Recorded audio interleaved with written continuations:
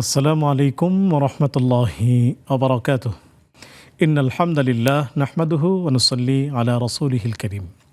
সুপ্রিয় দর্শক, দেশের বাইরে যে যেখান থেকে এই মুহূর্তে আমাদের সাথে যুক্ত হয়েছেন সবাইকে স্বাগত জানাচ্ছি। আমি ওবায়দুল্লাহ আল কাফি। দেখছেন আপনাদের প্রিয় চ্যানেল নেক্সাস টেলিভিশনের নিয়মিত আয়োজন ইসলামী জীবন বিধান। শুরুতেই মহান রব্বুল আলামিনের শুকরিয়া আদায় করছি।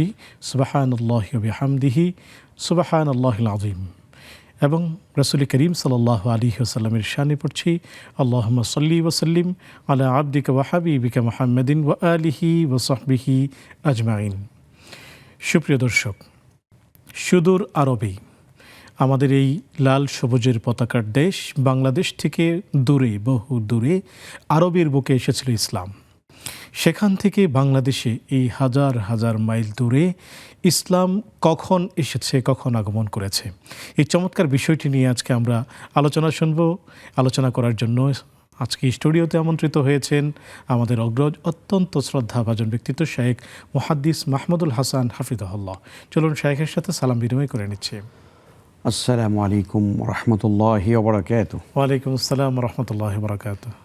শেখ কেমন আছেন? আলহামদুলিল্লাহ, আপনি কেমন আছেন? আলহামদুলিল্লাহ, আপনাকে অনেক অনেক শুকরিয়া, কষ্ট করে আপনি আমাদের মাঝে এসেছেন। শুকরান জাযাকুমুল্লাহ। ওয়া ইয়াকুম। সুপ্রিয় দর্শক, আপনাদেরকেও প্রীতি ও শুভেচ্ছা জানাচ্ছি যারা ইসলামী জীবন বিধান এই আয়োজনটিতে অংশগ্রহণ করেছেন এবং চোখ রেখেছেন নেক্সাসের পর্দায়। সুপ্রিয় দর্শক, সরাসরি আমাদের সাথে সম্পৃক্ত হওয়ার জন্য স্ক্রিনে দেখানো নাম্বার, সেখানে আপনারা সেই নাম্বার ব্যবহারের মাধ্যমে আমাদের সাথে যুক্ত হবেন। একই সাথে ফেসবুক এবং ইউটিউবে আমাদের এই আয়োজন চলছে, সেখানে মূল্যবান কমেন্টস করে আমাদের সাথেই থাকবেন। সুপ্রিয় দর্শক, যে বিষয়টি আমরা বললাম, ইসলাম বাংলাদেশে কখন এসেছে বা বাংলাদেশে ইসলামের আগমন, এই চমৎকার বিষয়টি নিয়ে চলুন আমরা শাইখের কাছ থেকে আলোচনা শুনি। শেখ, আমরা অনেক দূরে আছি আরব দেশ থেকে। নবীজি সাল্লাল্লাহু আলাইহি ওয়াসাল্লাম এসেছেন প্রায় 1500 বছর হতে চলেছে। তো আমাদের এই দেশে মূলত কখন ইসলাম এসেছে যদি বলতেন? জি আলহামদুলিল্লাহ, ওয়াসসালাতু ওয়াসসালামু আলা রাসূলিল্লাহ ওয়া আলা আলিহি ওয়া সাহবিহি আজমাইন, আম্মা বাদ। খুবই গুরুত্বপূর্ণ একটি সুন্দর টপিক আজকের আলোচনার জন্য নির্ধারণ করা হয়েছে। বারাকাল্লাহু ফিকুম।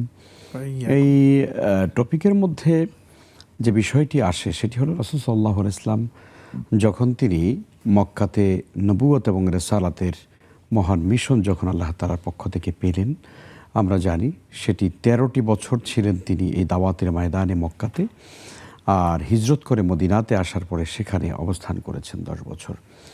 রাসূলুল্লাহ সাল্লাল্লাহু আলাইহি ওয়াসাল্লামের জীবনের শেষের দিকে অর্থাৎ দশম হিজরিতে রাসূলুল্লাহ সাল্লাল্লাহু আলাইহি ওয়াসাল্লাম তিনি একটি হজ ব্রত পালন করেছিলেন। ইতিহাসে সেটিকে বিদায় হজ, কারণ রাসূলুল্লাহ সাল্লাল্লাহু আলাইহি ওয়াসাল্লামের জীবনে একটি মাত্র হজ ছিল, ওটিই তার বিদায় হজ, ওটিই তার শেষ যে হজ।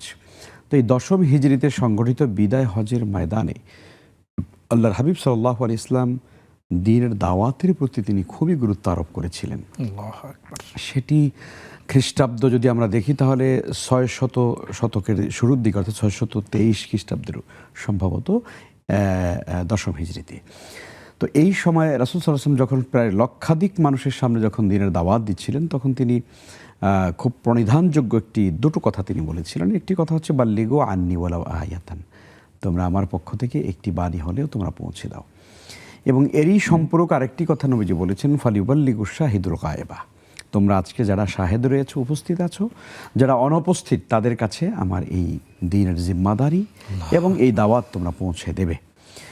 তো ইতিহাসবিদরা এভাবেই লিখেছেন যে রাসূল সাল্লাল্লাহু আলাইহি ওয়াসাল্লাম যখনই তিনি এই জলদগম্ভীর ভাষায় যখন তিনি দ্বীনের এই মেসেজ উপস্থিত জনমণ্ডলীর কাছে পৌঁছালেন যে দ্বীনের দাওয়াতের এই জিম্মাদারি তোমাদেরকে গ্রহণ করতে হবে, তখন যার ঘোড়ার মুখ যেই দিকে করা ছিল সাহাবায়ে কেরাম তারা আর নিজ ঘরে আর ফিরে যাননি, বরং ওই দিকেই তারা দ্বীনের দাওয়াত নিয়ে তারা ছুটে গিয়েছেন। এটা ঐতিহাসিকভাবে প্রমাণিত যে দশম হিজরিতে সেই জাবালে রহমতের পাদদেশে দাঁড়িয়ে রাসূল সাল্লাল্লাহু আলাইহি ওয়াসাল্লাম বক্তব্য দিলেন এবং আরাফার সেই ময়দানে প্রায় লক্ষাধিক মানুষ সাহাবায়ে কেরাম তারা বক্তব্য শুনেছিলেন, হজ ব্রত পালন করেছিলেন। কিন্তু বাস্তবতা তো হলো যে বর্তমানে মক্কাতে খুব বেশি সাহাবীদের কবর পাওয়া যায় না। ঐতিহাসিকগণ কেউ বলছেন 10,000 বা এর থেকে কম বেশি হতে পারে। তো এই যে একেবারে খুবই স্বল্প সংখ্যক সাহাবীদের কবরের অস্তিত্ব খুঁজে পাওয়া যায়, বাকি সাহাবীরা কোথায় গেলেন? এটাই কিন্তু আসলে এই তথ্যটি অনুসন্ধান করতে গিয়ে ঐতিহাসিকগণ তারা এটা প্রমাণ করার চেষ্টা করেছেন যে রাসূল সাল্লাল্লাহু আলাইহি ওয়াসাল্লামের ওই নির্দেশ তারা পালন করার জন্যে তারা যেদিকে তারা মানে পথ দেখেছেন সেদিকে তারা ছুটে গিয়েছেন দিন দাওয়াতের দিকে। এমনকি তাদের এই দাওয়াত দিতে গিয়ে তাদের সামনে সাগর পড়েছে, নদী পড়েছে, তারা এই নদী সাগর মানে পাড়ি দিয়ে ওপার চলে গেছেন। সামনে পাহাড় পড়েছে, সেই পাহাড় ডেঙিয়ে তারা ওপার চলে গেছেন। মানে দিনের এই দাওয়াত তারা পৌঁছাতে হবে, নবীজি বলেছেন সাল্লাল্লাহু আলাইহি ওয়াসাল্লাম, এটা তারা দায়িত্ব পালন করার জন্য সবাই যেদিকে পারেছেন ছুটে চলে গেছেন। সেই বাস্তবতার আলোকেই যদি আমরা দেখি তাহলে দেখব যে নবীজি সাল্লাল্লাহু আলাইহি ওয়াসাল্লামের সেই 10ম হিজরিতে বিদায় হজের ভাষণের ঠিক পরবর্তী সময়েই কিন্তু আমাদের এই বাংলাদেশে আমরা দেখি যে ইসলামের দাওয়াত পৌঁছে যায়।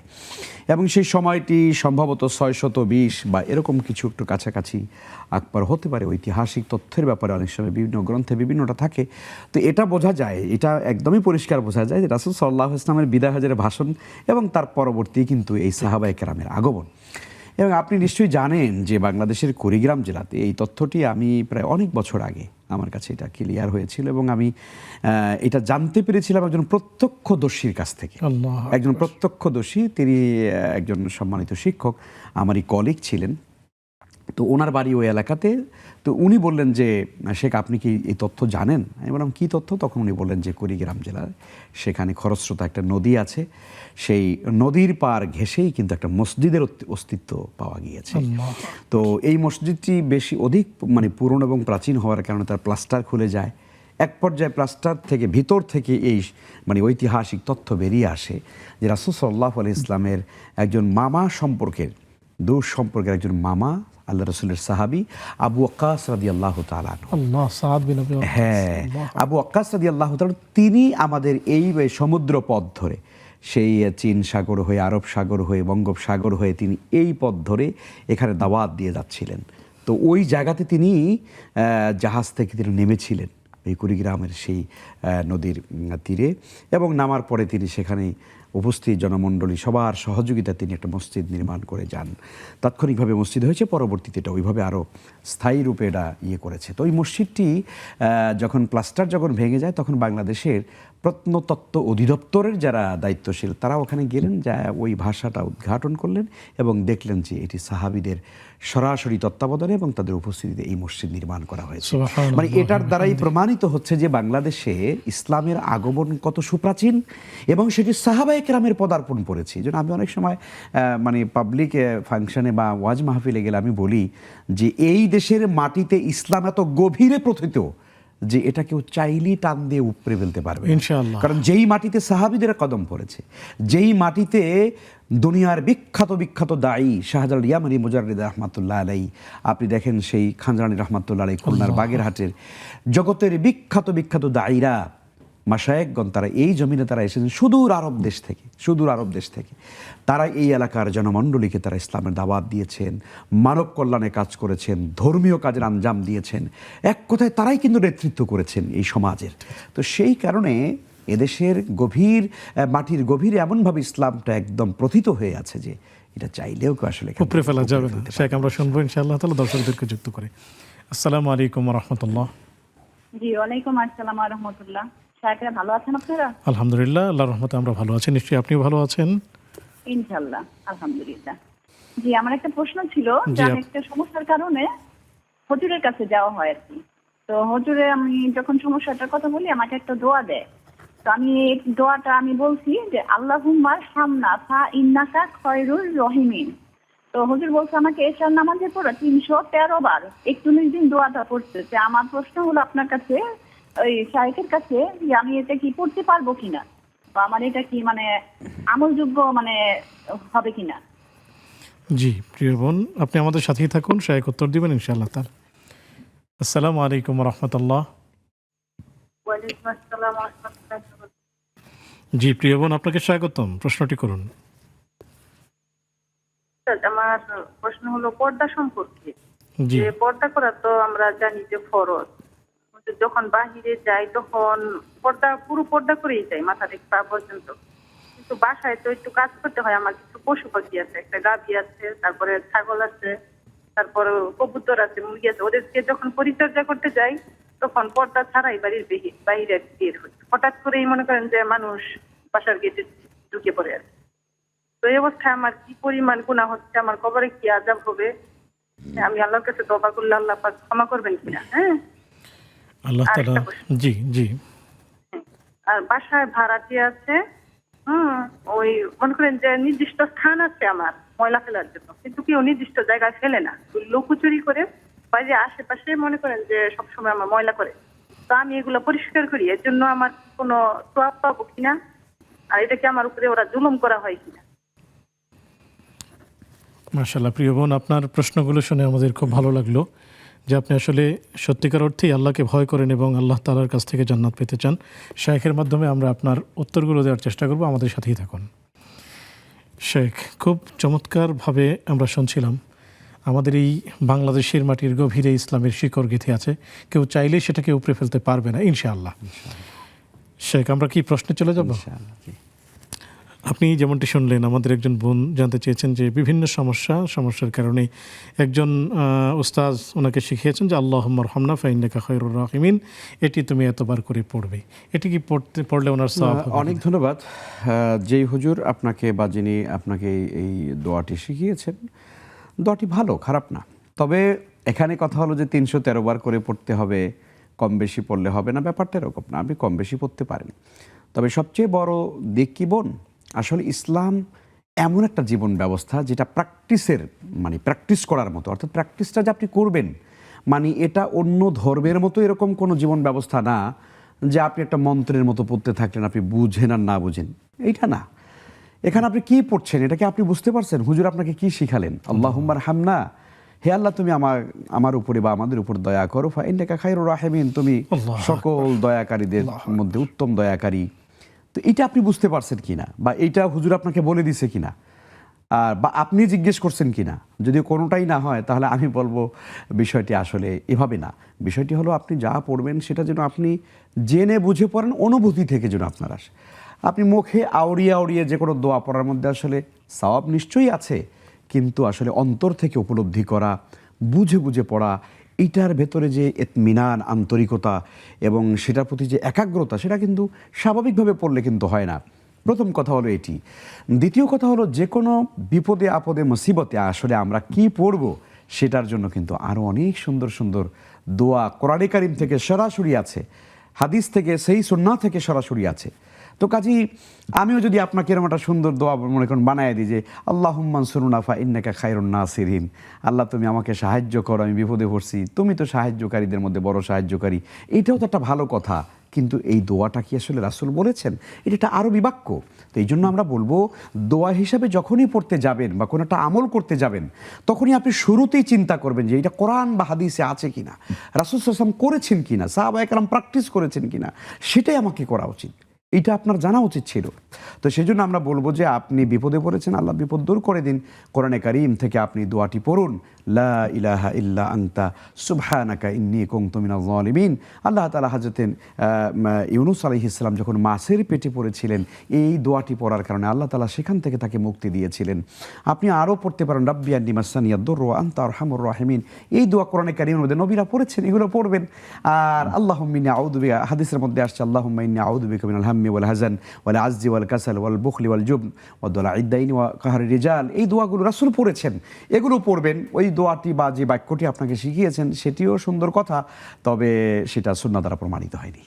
শুকরিয়া, জাযাকুমুল্লাহু খাইরান। বারাকাল্লাহ। শেখ, আমরা একজন দর্শককে যুক্ত করছি। আসসালামু আলাইকুম ওয়া রাহমাতুল্লাহ। ওয়ালাইকুম আসসালাম ওয়া রাহমাতুল্লাহি ওয়া বারাকাতুহু। জি, আমি দুইটা প্রশ্ন করতাম হুজুরের কাছে। জি, একটা অবশ্যই। প্রশ্ন হচ্ছে যে ফরজ গোসল উপযুক্ত হইলে তো ওই 10 টাকা নোটের কাছে 10 টাকা নোটের মধ্যে আল্লাহু লেখা, ওটা কি ধরা যাবে? আর জি। একটা প্রশ্ন হচ্ছে যে ফরজ নামাজের সময় যদি ভুল হয়ে যায়, তো সুজদা কি দেওয়া যাবে?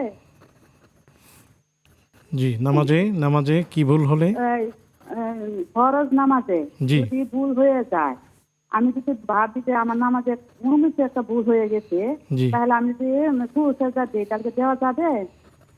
জি, প্রিয় বোন, আপনি আমাদের সাথেই থাকুন, শেখ উত্তর দিবেন ইনশাআল্লাহ তাআলা। সুপ্রিয় দর্শক, দেখছেন আপনাদের প্রিয় আয়োজন ইসলামী জীবন বিধান। সময় হলো একটি বিজ্ঞাপন বিরতিতে যাবার। ফিরছি একটু পর, আমাদের সাথেই থাকুন।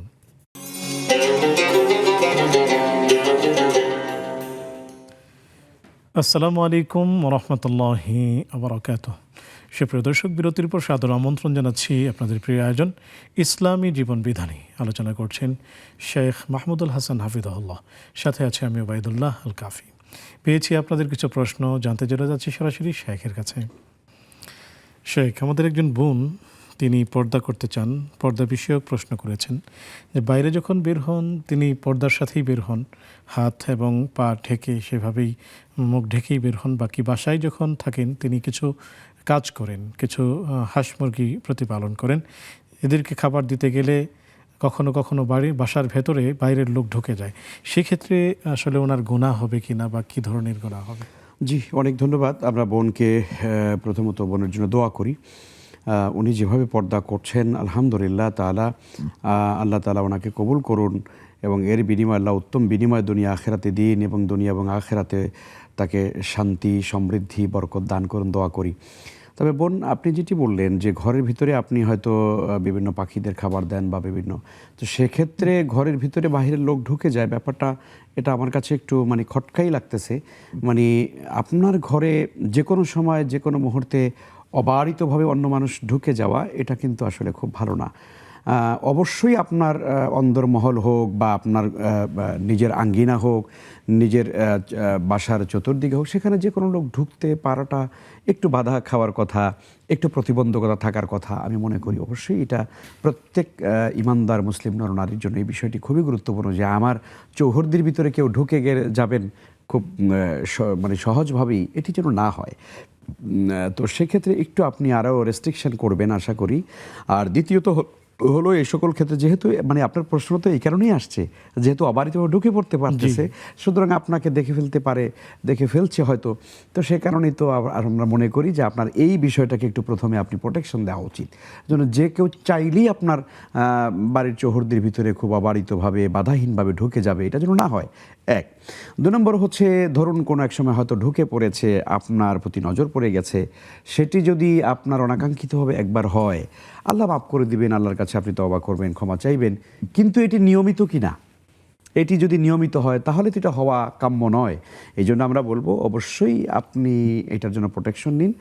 আর এই ধরনের কোনো পরিবেশেও যখন আপনি কাজ করবেন টুকটাক, তখনও মেজর যে আপনার পর্দা, সেটা যেন অবশ্যই যেন আপনার থাকে। হ্যাঁ, কাজকাম করতে গেলে কি আপনার হাত মোজা পরবেন তা তো না, আপনার মাথায় কাপড় থাকবে, আপনার শরীর ঢাকা থাকবে, এটাও যেন অন্তত মানে ফরজ, কঠোরভাবে যে মানে দেহটা ঢেকে রাখা ফরজ, সেই ফরজটা যেন কখনোই আমাদের ইয়ে না হয়। কারণ একজন নারী ঘরে বা ঘরের আঙ্গিনার চারপাশেও যখন থাকবে, তখনও সে কিন্তু একেবারেই মানে অবলীলায় যেভাবে মন চায় সেভাবে থাকবে সেরকম না। তো ইনশাআল্লাহ তাআলা তারপর আপনি আপনার নিজের ঘরের ভিতরে তো আপনি স্বাভাবিক থাকতেই পারেন, শরীয়ত অনুমোদন করেছে, কিন্তু অন্য পরপুরুষের বা যে সকল পুরুষ আপনার জন্য দেখা হারাম, তারা যেন দেখতে না পারে, সেই জন্য আপনি অবশ্যই প্রোটেকশন নেবেন।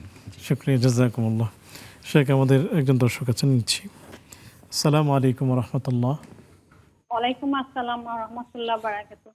হুজুর, আপনারা ভালো আছেন? আলহামদুলিল্লাহ, আল্লাহ শুকর, আমরা ভালো আছি। নিশ্চয়ই আপনিও ভালো আছেন। হ্যাঁ, আলহামদুলিল্লাহ। জি, হুজুর, আমার প্রথম প্রশ্ন হচ্ছে, শুক্রবার দিন আসরের নামাজের আদায় করার পর একই স্থানে বসে আমি দোয়াটা বলি, আল্লাহুম্মা সাল্লি আলা মুহাম্মাদিন নাবিল উম্মি ওয়া আলা আলি ওয়া সাল্লিম তাসলিমা। এই দোয়াটা পড়লে কি 80 বছরের সওয়াব লেখা হবে? এটা আমি একটু জানতে চাইছিলাম। জি। আর দ্বিতীয় প্রশ্ন হচ্ছে, হুজুর, আসরের নামাজের পর আমি কোরআন তেলাওয়াত করি, সবসময় করি, ফজরের নামাজ পড়ি যখন সময় পাই, আসরের নামাজের পরেও পড়ি, এটা ঠিক আছে? জি, আসরের নামাজের পরে কি পড়েন? কোরআন তেলাওয়াত করি। জি, শুকরিয়া। প্রিয় বোন, আপনি আমাদের সাথেই থাকুন, শায়েখ উত্তর দিচ্ছেন ফজরের ইনশাআল্লাহ। নামাজের পরেও পড়ি, মানে যখন সময় পাই তখন করি, বুঝছেন? জি জি জি, অনেক ভালো কাজ, শায়েখ উত্তর দিবেন ইনশাআল্লাহ তাআলা। আসসালামু আলাইকুম রহমতুল্লাহ। জি, কে আছেন? ওয়ালাইকুম আসসালাম ওয়া রাহমাতুল্লাহি ওয়া বারাকাতুহু। জি, প্রিয় বোন, আপনাকে স্বাগতম। আমার প্রশ্ন একটু মন দিয়ে শুনেন। জি। তাহিয়াতুল ওযু, এই আমলটা মানে নিয়মিত যদি করতে না পারি তাহলে কি সওয়াব পাওয়া যাবে? মানে প্রতি নামাজে যদি না পারি তাহলে কি সওয়াব পাওয়া যাবে? 1 নাম্বার প্রশ্ন। জি। 2 নাম্বার প্রশ্ন হচ্ছে, মনে করেন হুজুর, সালাতের শুরুতেই নিয়ত করলাম যে আজকে আমি রুকু সিজদায় 5 বার 7 বার করে তাসবিহ করব, কিন্তু পড়তে পড়তে যদি কখনো মনে হয় যে কোনো রুকুতে বা কোনো সাজদায় তাসবিহটা কম হয়ে গেছে, তাহলে কি সাহু সিজদা দিতে হবে? আর 3 নাম্বার প্রশ্ন হচ্ছে, বিধর্মী যদি মারা যায় ইন্না লিল্লাহি ওয়া ইন্না ইলাইহি বলা যাবে না, এমন কথা শুনেছি, এই সম্পর্কে বলবেন। জি প্রিয় বোন, আপনি আমাদের সাথেই থাকুন, শেখ উত্তর দিবেন ইনশাআল্লাহ তাআলা। শেখ, বাসায় ভাড়াটিয়া থাকে, ময়লা যেখানে ফেলার সেখানে ফেলছে না। 1 নম্বর প্রশ্ন হলো, এটি কি জুলুম হচ্ছে কিনা? দ্বিতীয় কথা হলো, এই ময়লা বাড়ির মালিক নিজেই পরিষ্কার করেন, এতে কি উনি সওয়াব পাবেন কিনা? হ্যাঁ জি, খুবই গুরুত্বপূর্ণ প্রশ্ন। এই প্রশ্নটা আমার কাছে এত বেশি গুরুত্বপূর্ণ মনে হয় যে আমরা আসলে যারা মুসলিম, আমরা দিন যারা চর্চা করি, দিন যারা মেনে চলার চেষ্টা করি, আসলে আমরা বুঝি না যে আমাদের আল্লাহর হক আদায় করার পাশাপাশি যে মানুষের প্রতি আমাদের যে হক রয়েছে, আমার পরিবার পরিবেশ, মানে আমার বাসা বাড়ির যে চতুর্দিকে যে পরিবেশগুলো আছে, এগুলো যে পরিষ্কার পরিচ্ছন্ন রাখতে হয়, এবং এটা যে আমার ইমানেরই একটা দায়িত্ব। আর তুহুর শাত্রুল ইমান, পবিত্রতা ইমানের একটা গুরুত্বপূর্ণ দিক, অথচ এটি আমরা একদম মুসলমানরা ভুলে যাই। দেখেন, পৃথিবীর অন্য অন্য জাতির দিকে আমরা যদি তাকাই, তাহলে তারা তো আর ইসলামের এই গুরুত্বের কথাগুলো তারা এভাবে জানে না, এই প্র্যাকটিস তো তাদের মধ্যে নাই, কিন্তু তারা কিন্তু ইসলামের সব শিক্ষা, তারা কিন্তু ইসলামের সব মানবিকতা, মৌলিক যে এই গুণগুলো, এগুলো কিন্তু তারা নিয়ে তারা পৃথিবীতে সভ্যতার তারা অনেক উচ্চ আসনে তারা আসীন হয়ে গিয়েছে। কিন্তু আমরা মুসলিম যারা, আমরা মনে করি নামাজ, রোজা, হজ, যাকাত এটা আমাকে জান্নাতে নিয়ে যাবে। ঠিক আছে, এগুলো তো করতে হবে, কিন্তু সবচেয়ে গুরুত্বপূর্ণ ব্যাপার হলো একজন মানুষের আঙ্গিনা, একজন মানুষের বাড়ি, তার ঘর, তার বারান্দা, তার চৌহদ্দি, এই জায়গাগুলো খুব সুন্দর করে পরিষ্কার রাখতে হবে। পৃথিবীর অন্য কিছু জাতি আছে যারা এগুলো নোংরা রাখে, আমরা জানি, তারা একেবারে নোংরা করে রাখে, পেশাব পায়খানা দিয়ে ভরে রাখে, গরু ছাগলের পেশাব পায়খানা দিয়ে।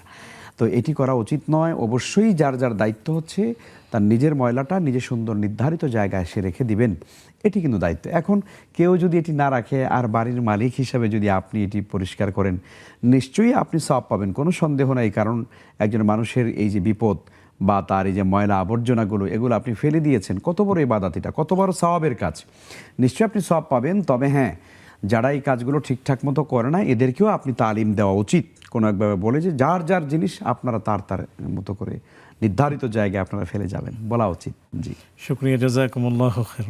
শেখ, দর্শক অপেক্ষা করছে। আসসালামু আলাইকুম ওয়া রাহমাতুল্লাহ। ওয়ালাইকুম সালাম ওয়া রাহমাতুল্লাহ। স্বাগতম প্রিয়। হ্যাঁ, ওয়ালাইকুম সালাম ওয়া রাহমাতুল্লাহ। আমার হচ্ছে প্রশ্ন হচ্ছে, আমার 2 মেয়ে তো, জি, ছেলে নাই। তা আমি হচ্ছে আমার ওই যে সম্পদ কেনা আছে, কেনা সম্পদকে আমি আমার 2 মেয়ের নামে দিতে পারবো? আর আমি ইনশাআল্লাহ নিয়ত করছি হজে যাব আমরা 2 জনে। সেখানে এখন কেমন করে যাব, কেমন থাকবো, আর কি আপনাদের কাছে একটু দোয়া চাই। জি প্রিয় দর্শক, আপনি আমাদের সাথেই থাকুন, শেখ উত্তর দিবেন ইনশাআল্লাহ তাআলা। সুপ্রিয় দর্শক, দেখছেন আপনাদের প্রিয় আয়োজন ইসলামী জীবন বিধান অনুষ্ঠানের এই পর্যায়ে নিচ্ছি আরও একটি বিজ্ঞাপন বিরতি। ফিরছি একটু পর, আমাদের সাথেই থাকুন।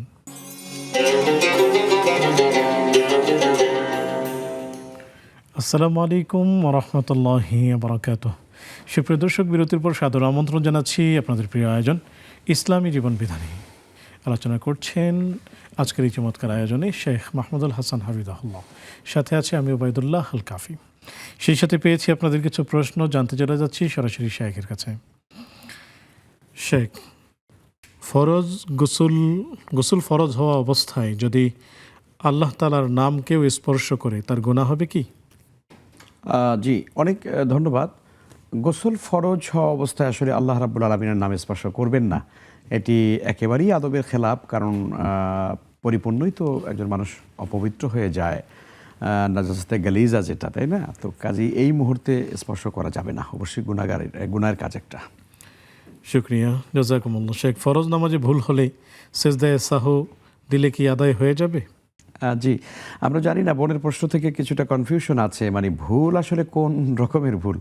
ধরুন আপনি তাসবিহ হয়তো মনে করেছেন যে 1 বার দিয়েছি, 3 বার দেওয়া উচিত ছিল, এটা অতটা ভুল না। তো আপনি এটার জন্য যদি সাজদা সাহু করেন, তো এই জন্য সেটা না, বরং ওয়াজিব ছুটে গেলে, নামাজের কোনো ওয়াজিব ছুটে গেলে পরে আপনাকে সেজদা সাহু দিতে হবে। জি, জাযাকুমুল্লাহু খাইরান। শেখ, শুক্রবার আসরের নামাজের পরে যদি কেউ নির্দিষ্ট একটি দরুদ পড়ে তাহলে 80 বছরের গুনাহ মাফ হবে, এই জাতীয় একটি কথা উনি জানেন, এটা কি ঠিক কিনা? অনেক ধন্যবাদ। শুক্রবার বা জুমাবারের দিন আসরের সালাতের পর থেকে মাগরিব পর্যন্ত সময়টা খুবই মোতাবারক সময়, খুবই দোয়া কবুল হয়, এই মুহূর্তের দোয়া কবুলের সম্ভাবনাময় সময়। তো কাজেই ইবাদত বন্দেগী করা, দরুদ শরীফের আমল করা খুবই আমাদের জন্য মুনাসিব হবে, ভালো হবে। কিন্তু বোন, আপনি যেটি বলেছেন আল্লাহুম্মা সাল্লি আলা মুহাম্মাদ, এভাবে দরুদ আপনি বলেছেন, যেটা মুহাম্মাদিন নবীল উম্মি ওয়া আলিহি ওয়াসাল্লাম তাসলিমা, এভাবে বলেছেন, খুবই সুন্দর একটি দরুদ শরীফ এটা। কিন্তু এই দরুদ শরীফ আপনি আসরের নামাজের পরে পড়তে পারেন, অবশ্যই পড়তে পারেন, জুমার দিনে দরুদ পড়তে হয়, কিন্তু সেটা পড়লে 80 বছরের গুনাহ মাফ হবে, এই ধরনের কোনো বক্তব্য হাদিস দ্বারা, সুন্নাহ দ্বারা প্রমাণিত হয়নি। আপনি যতটুকুন পারেন, যতটুকুন আপনার পক্ষে সম্ভব হয় পড়তে থাকুন। দেখুন, আসলে আল্লাহর কাছে সংখ্যা কখনো মানে এত বড় না, আমরা যে মনে করি এত সংখ্যা হলে এতটা হবে, এত হলে এত হবে। মানুষের ঈমান এবং তার ভেতরে আল্লাহর জন্য কী পরিমাণ মহাব্বত আছে এটা আল্লাহ দেখতে চান। একজন মানুষ 100 লাখবার বসে বসে একটা তাসবিহ পড়তেছে ধরুন, কিন্তু তার ভিতরে অনুভূতি নাই, সে অনুভূতি নিয়ে পড়ছে না, ক্ষমা আল্লাহর কাছে চাওয়ার অনুভূতিটা তার মধ্যে নাই। তো 100 লাখবার কেন, আপনি 100 কোটিবার বলো লাভ নাই। এই জন্যই আমরা যা কিছু করি সেটা যেন একেবারে আল্লাহর জন্য করি, আর সেটা সংখ্যায় কম হতে পারে, বেশি হতে পারে, যা টার্গেট করেছেন তার থেকে কম হতে পারে, যা চাইছেন তার থেকে বেশি হতে পারে, এইটা নট ম্যাটার। মূল বিষয়টা হচ্ছে আমি কি দিল নিয়ে আল্লাহকে ডাকছি, এটা খুব গুরুত্বপূর্ণ। জি, জাযাকুমুল্লাহ। শেখ, তাহিয়াতুল ওযু নিয়মিত এই নামাজ যদি নিয়মিত পড়া না হয় তাহলে কি সওয়াব পাওয়া যাবে? না, এটা নিয়মিত পড়তেই হবে, ব্যাপারটা তো ফরজ লেভেলের না। আপনি পড়লে সওয়াব পাবেন, না পড়লে গুনাহ নেই, তাই না? এটা তো একটা সুন্নাহ নামাজ, আমরা জানি। অতিরিক্ত আপনি পড়লে সওয়াব পাবেন, না পড়লে গুনাহ হবে কেন? গুনাহ হবে না ইনশাআল্লাহ। জি, শেখ, একজন দর্শক অপেক্ষা করছেন, আমরা নিচ্ছি। আসসালামু আলাইকুম রহমতুল্লাহ। ওয়ালাইকুম আসসালাম ওয়া রাহমাতুল্লাহ। শেখ, আপনারা ভালো আছেন? আলহামদুলিল্লাহ, আল্লাহ শুকর, আমরা ভালো আছি, নিশ্চয়ই আপনিও ভালো আছেন? জি আলহামদুলিল্লাহ ভালো আছি, আপনারা দোয়া করবেন। জি, দোয়া করছি। হুজুর, আমি 3টা প্রশ্ন করতে চাচ্ছি। জি অবশ্যই। যে মেয়েরা পিরিয়ড অবস্থায় দরুদ শরীফ পাঠ করতে পারবে কিনা, আর হচ্ছে আরেকটা হচ্ছে যে নামাজে দাঁড়িয়ে দৃষ্টি কোথায় থাকবে আর সিজদার সময় দৃষ্টি কোথায় থাকবে, আর একটা হচ্ছে যে শুক্রবারের দিন শুধু দৌলতে ইব্রাহিম পড়বো না শুধু দৌলত পড়া যাবে? জি প্রিয় বোন, আপনি আমাদের সাথেই থাকুন, শায়েক উত্তর দিবেন ইনশাআল্লাহ তাআলা। শায়েক, বেশ অনেকগুলো প্রশ্ন আমাদের হাতে। আমরা এখন আপনার কাছে জানতে চাইব যে নামাজের শুরুতে নিয়ত করা হলো তাসবিহ 7 বার করে পড়া হবে, কোনো কারণে কম পড়া হয়েছে, এতে কি কোনো নামাজের ক্ষতি হবে? না, নামাজের ক্ষতি হবে না, এবং এটার কারণে কোনো সহজতাও দিতে হবে না। বোন সেরকমটাই মনে করে থাকবেন হয়তো, মনে করছেন বোধ হয়। আপনি তাসবিহ 5 বার 7 বার কম বেশি হতেই পারে, এটি কম হয়ে গেলে নামাজের কোনো ক্ষতি নেই। জাযাকুমুল্লাহু খাইরান। শেখ, বিধর্মী যদি ভিন্ন ধর্মের কোনো লোক যদি মারা যায়, সেক্ষেত্রে ইন্না লিল্লাহি ওয়া ইন্না ইলাইহি রাজিউন পড়তে নেই এমনটি তিনি জানেন, আসলে এটি কতটুকু ঠিক? জি, আসলে আমরা মুসলিমরা যারা মারা যায় তাদের মৃত্যুর পরেই আসলে মূলত এই দোয়াটা পড়ার নিয়ম। অন্য যে কোনো ধর্মের মানুষ মারা গেলে নিশ্চয়ই এটাও আসলে মৃত্যুকেই স্মরণ করিয়ে দেয়, কোনো সন্দেহ নেই। তবে এই তাসবিহটা পড়ার বা কোরআনে কারিমের আয়াতটা পড়ার কোনো সুন্নাহসম্মত আমল নেই। শুকরিয়া, জাযাকুমুল্লাহ। 2 জন মাত্র মেয়ে, তিনি সম্পদ কিনেছেন, চাচ্ছেন এখনই সেই মেয়েদের নামে সম্পদ লিখে দিতে। জি, অনেক ধন্যবাদ। আসলে আমাদের বোনকে, শরীয়তের মাসালা হচ্ছে আসলে কোনো মানুষ তার মৃত্যুর আগে সম্পদকে লিখে দেওয়া, বন্টন করে দেওয়া, এইটা শরীয়ত চায় না। শরীয়তের একটা মাকাসেদ আছে, শরীয়তের একটা লক্ষ্য আছে, সেটি হচ্ছে যে আল্লাহ রাব্বুল আলামিন আসলে মূলত সম্পদ বন্টনের নীতিমালাটা এটা স্বয়ং আল্লাহ নিজে দায়িত্ব নিয়েছেন। খুব ভালো করে খেয়াল করবেন, এটা আমার সম্পদ, আমি আমার ছেলেকে কতটুকুন দিলাম, মেয়েকে কতটুকু দিয়ে সব ভাগ বাটোয়ারা করে দিয়ে চলে গেলাম। যে দায়িত্বটা আল্লাহ নিয়েছেন বা যে কাজটা আল্লাহ নিজে করেন, সেটা আমি কেন করছি? কোরআনে কারিম আপনি খুলে দেখুন কিভাবে আল্লাহ রাব্বুল আলামিন পুরো সম্পদ বন্টন নীতিমালা, যেটাকে ইলমুল ফরায়েদ বা মাওয়ারিস নীতিমালা, যেটা সেই নীতিমালাকে আল্লাহ পুঙ্খানুপুঙ্খরূপে বলে দিয়েছেন। এখানে একদম সিকি পাই থাকলেও পরে সেটা কিভাবে বন্টিত হবে, এটা আল্লাহ বলে দিয়েছেন। তার মানে হচ্ছে এই জায়গাতে আপনার আমার কোনো হাত নাই। আল্লাহ তাআলা যে যা পাবেন, ছেলে এতটুকুন পাবেন, মেয়ে এতটুকুন পাবেন, স্বামী এতটুকুন, স্ত্রী এতটুকুন, বাবা মা যে যারা থাকবেন সবাই পেয়ে যাবেন যার যার শরীয়তের যে নির্ধারিত হিস্সা আছে সেই হিস্সা মোতাবেক। তাহলে আমরা কেন মৃত্যুর আগে আমি সম্পদ বন্টন করছি?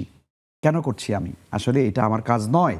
শরীয়তের বিধান হচ্ছে আপনি আপনার ছেলে মেয়েদেরকে লালন পালন করবেন, দেখভাল করবেন, সব ঠিক আছে।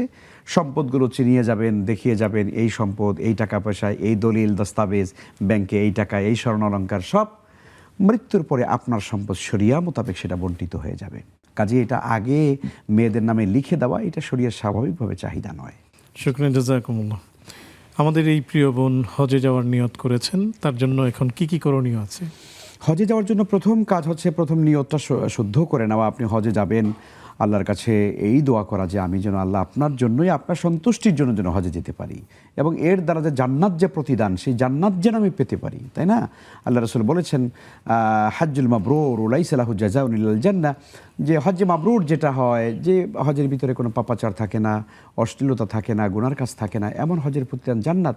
তো আল্লাহর কাছে সেইটা চাইতে হবে, আল্লাহ আমাকে হজ্জে মাবরুর নসিব করো, আমি যেন সেটি করতে পারি। এটা হলো এক নম্বর কাজ। দুই নম্বর হচ্ছে, দেখুন প্রত্যেকটা আমলের জন্য ইলম জরুরি, তাই না? আল ইলমু ক্বাবলাল কাউলি ওয়াল আমাল। ইমাম বুখারী আলাইহির রাহমাত তিনি একটি সুন্দর তর্জমা লিখেছেন, তর্জমাতুল বাব রচনা করেছেন, যে কোনো আমল করার আগে হলো এলেম অর্জন করা। এই জন্য দেখেন আমাদের হজের প্রতি খুব আগ্রহ, নামাজ পড়তে চাই আগ্রহ, তেলাওয়াত করতে চাই আগ্রহ, ভালো, সবই ভালো, কিন্তু এলেম অর্জন করতে চাই না। এই জন্য মনে রাখতে হবে যে কোনো আমল সুন্দরভাবে করার জন্য, আল্লাহর কাছে মকবুল বা কবুলিয়তের দরজায় পৌঁছানোর জন্য বিশুদ্ধ এলেম জরুরি।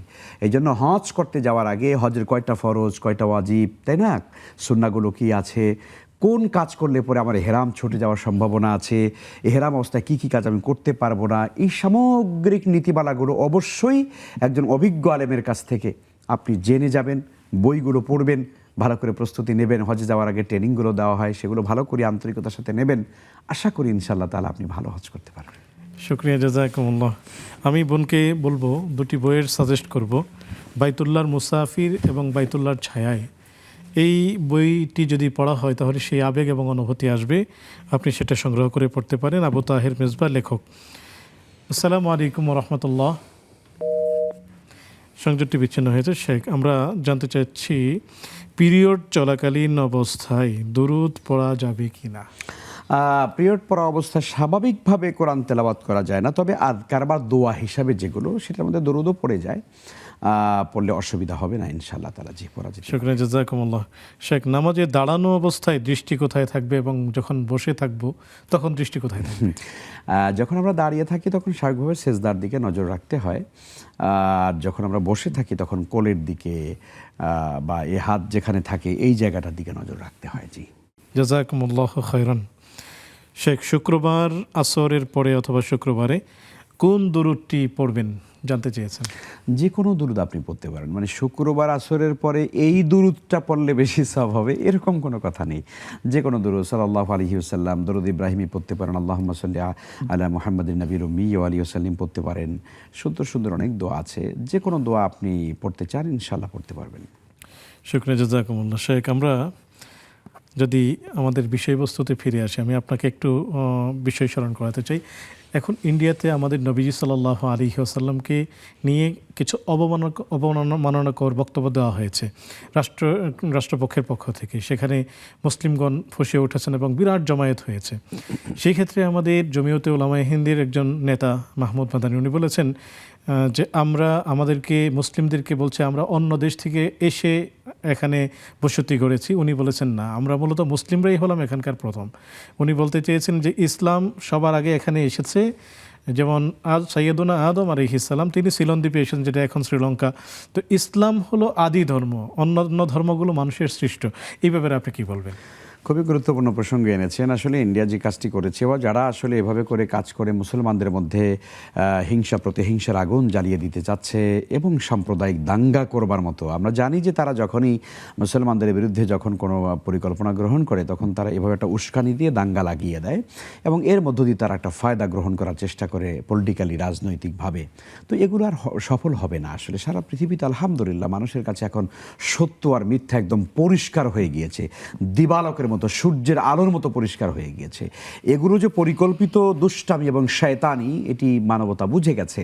এবং সেজন্য আমরা দেখেছি যে কিভাবে সেখানে মুসলমানরা হাজার হাজার লক্ষ লক্ষ মানুষ, মানে উত্তাল সমুদ্রের স্রোতের মতো মানুষ সেখানে ছুটে গেছে নবী সাল্লাল্লাহু আলাইহি ইসলামের প্রেম এবং তার ভালোবাসায়, যে আল্লাহর হাবিব সাল্লাল্লাহু আলাইহি ইসলামকে গালি দেওয়া হবে, আল্লাহর হাবিব ইসলামকে অবমাননা করা হবে, এটা মুসলমান তো মানতে পারে না ভাই।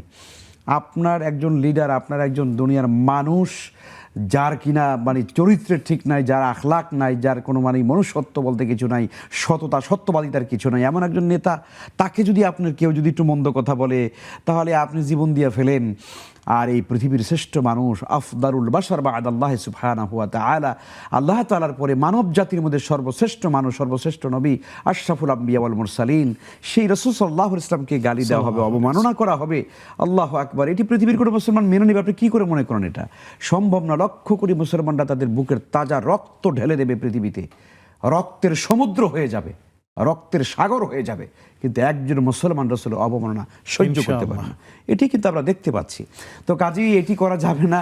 ইসলাম এখানে অনেক আগে এসেছে, আমরা জানি। সেই ইখতিয়ার উদ্দিন মোহাম্মদ বিন ইখতিয়ার খালজি, আমরা আপনার কাছ থেকে ইসলামের এই আগমন সম্পর্কে শুনবো একটি বিরতি নিয়ে। সুপ্রিয় দর্শক, দেখছেন আপনাদের প্রিয় আয়োজন ইসলামী জীবন বিধান। সময় হলো আরও একটি বিজ্ঞাপন বিরতিতে নেবার। ফিরছি একটু পর, আমাদের সাথেই থাকুন।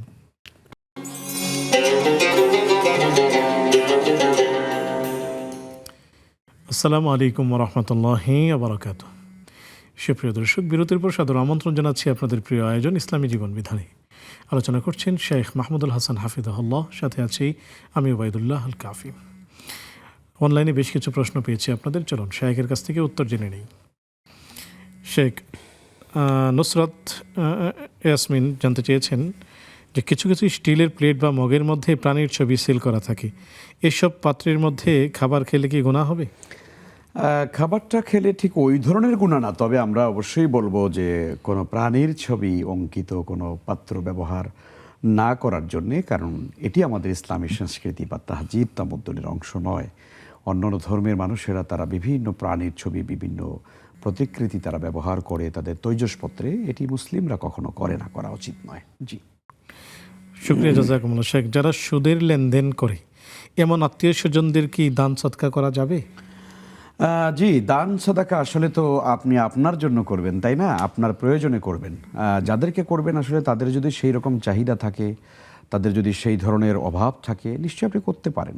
তারা সুদ খাচ্ছে, এটি তাদের গুনাহ হচ্ছে, তাদেরকে দাওয়াতি কাজ করতে হবে, তাদেরকে বলতে হবে যে না, এটি অন্যায়, অপরাধ। কিন্তু তারা যদি মানবিক বিপর্যয়ের মুখে পড়ে, তাই না, মানবিক দৃষ্টিকোণ থেকে তারা যদি সাহায্য প্রার্থী হয়ে যায়, তখন অবশ্যই তাদেরকে সাহায্য করতে হবে, কারণ তারা তো মানুষ, তাদের বেঁচে থাকবার অধিকার আছে, বেঁচে থাকবার জন্য তাদের নানান প্রয়োজন আছে, সেটি আপনি অবশ্যই করবেন। শুকরিয়া, জাযাকুমুল্লাহ। জানতে চেয়েছেন, একটি নিম্ন মধ্যবিত্ত পরিবারের পক্ষ থেকে প্রতি মাসে মসজিদে কিছু টাকা দান করা হয়ে থাকে, কিন্তু পরে তারা জানতে পারে মসজিদে দানের টাকা মসজিদ নির্মাণের কাজে ব্যয় করা হয় না, তাদের কিছু টাকা ঋণ আছে। এখন মসজিদে দানের টাকা না দিয়ে এই টাকা কি ঋণ পরিশোধ করা যাবে? অনেক ধন্যবাদ।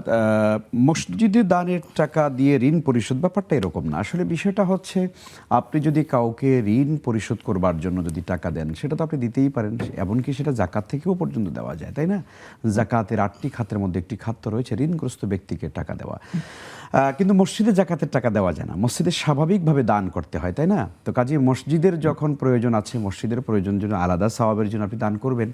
আর কেউ যদি ঋণগ্রস্ত থাকে, তার ঋণ পরিশোধের জন্য আপনি তাকে টাকা দিতে পারেন, সেটা এমনিও দিতে পারেন, অথবা আপনি জাকাত দিয়েও দিতে পারেন।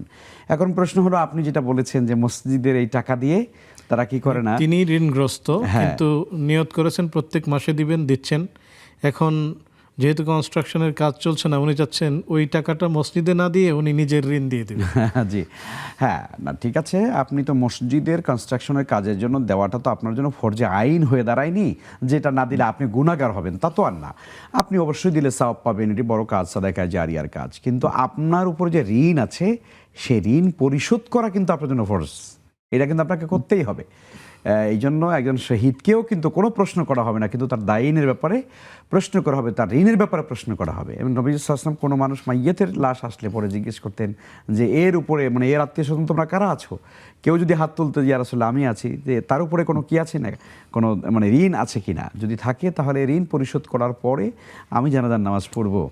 আর যদি কেউ থাকতো না, যে তার ঋণ পরিশোধ করার মতো কেউ নাই, তখন নবী সাল্লাল্লাহু আলাইহি ওয়াসাল্লাম বলতেন তার ঋণ পরিশোধ করার দায়িত্ব আমি মুহাম্মদুর রাসূলুল্লাহ সাল্লাল্লাহু আলাইহি ওয়াসাল্লাম আমি গ্রহণ করলাম। সুবহানাল্লাহ। এই জন্য ঋণের ব্যাপারটা বেশি গুরুত্বপূর্ণ। আপনার যদি সেরকম মানে সমস্যা হয়ে থাকে, আগে ঋণ পরিশোধ করুন, তারপরে মসজিদে দান করুন। জাযাকুমুল্লাহু খাইরান। শায়েখ একজন দর্শক আছেন। আসসালামু আলাইকুম ওয়া রাহমাতুল্লাহ। ওয়ালাইকুম আসসালাম ওয়া রাহমাতুল্লাহ। জি, স্বাগতম প্রিয় বোন, প্রশ্নটি করুন।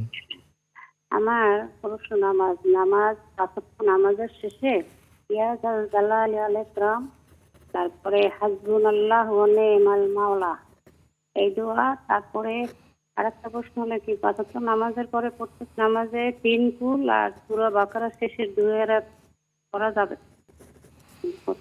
জি প্রিয় বোন, আপনি আমাদের সাথেই থাকুন, শায়েখ উত্তর দিচ্ছেন। শেখ যেমনটি আপনি শুনলেন, নামাজের পরে ইয়াদাল জালালি ওয়াল ইকরাম, হাসবুনাল্লাহু ওয়া নি'মাল ওয়াকিল, নি'মাল মাওলা ওয়া নি'মান নাসির, এগুলো কি পড়া যাবে কিনা?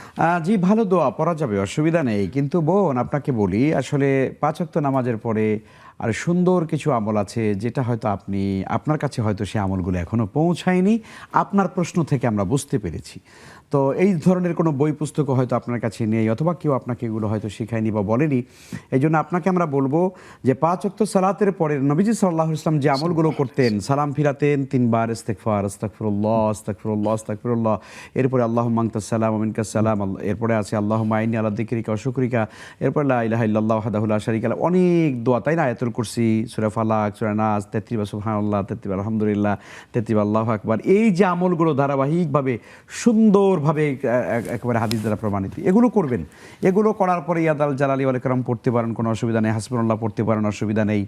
কিন্তু মূল আমলগুলো বোধহয় আপনি করছেন না, আমি জানি না, হয়তো করতেও পারেন, তবে এটা আপনার বেশি গুরুত্বপূর্ণ। জি, জাযাকুমুল্লাহু খাইরান। শেখ, বেশ কিছু প্রশ্ন আমরা অনলাইনে দেখছি। যদি কেউ তাহাজ্জুদ নামাজ পড়ার পর মোনাজাত করার জন্য হাত ওঠায়, ঠিক সেই সময় যদি ফজরের আজান হয়ে যায়, তখন কি আজানের জবাব দেওয়াটা জরুরি নাকি মোনাজাত করাটা উচিত? অনেক ধন্যবাদ। আসলে খুব আমরা অনেক প্রশ্ন করি, কৌশলী প্রশ্ন। মোনাজাতটা সংক্ষিপ্ত করে ফেলবেন। হ্যাঁ, মোনাজাতটা তো আপনি পরেও করতে পারেন, তাই না? কিন্তু আজানের যে বাক্যগুলোর জবাব দেওয়া, এটা তো রাসূল সাল্লাল্লাহু আলাইহি ওয়াসাল্লাম নির্দেশ দিয়েছেন। কুলু মিসলা মা ইয়াকুলুল মুআদ্দিন, মুআদ্দিন যা বলে তোমরা হুবহু তাই বলো। এটি একটি নির্দেশনা রাসূল সাল্লাল্লাহু আলাইহি ওয়াসাল্লামের পক্ষ থেকে। কাজেই যখন আজান শুরু হয়ে গেল, আপনি যদি সেই ফজিলত যদি অর্জন করতে চান, মোনাজাতকে সংক্ষিপ্ত করে দিন। এরপরে আপনি নামাজের আজানের জবাব দিতে থাকুন। প্রয়োজন যদি মনে করেন যে না, আমার তৃষ্ণা মেটেনি, আমি আল্লাহর কাছে আরও কিছু চাইবো, আপনি আজানের পরে আবার দোয়া করতে পারেন, কোনো অসুবিধা নেই ইনশাআল্লাহ।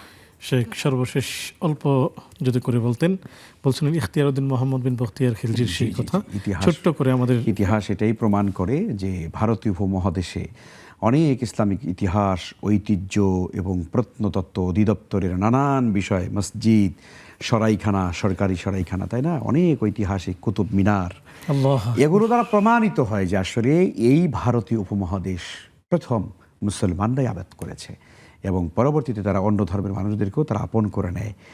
একটা সময়ের ব্যবধানে হয়তো অন্য ধর্মের মানুষেরা সেখানে বেড়ে যায়, এবং আমরা জানি যে টু নেশন থিওরির কারণে আবার উপমহাদেশ ভেঙে আলাদা হয়ে যায়, তাই না, অনেক ইতিহাস। তো এখানে ইসলামের আগমন বহু আগে, অনেক আগে। কাজেই এইটিকে, এই যে আমরা বাবরি মসজিদ, আরও অনেক প্রাচীন মসজিদগুলো আমরা কিন্তু দেখতে পাই যে এগুলো দ্বারা প্রমাণিত হয় যে এখানে ইসলাম অনেক আগে এসেছে। তাজমহল যদিও ইসলামের সাথে ওইরকম বেসিক কোনো জিনিস না, কিন্তু এটাও আপনার ইসলাম, এটা মুসলিমদের একটা স্থাপত্য। হ্যাঁ, মুসলিমদের একটা স্থাপত্য।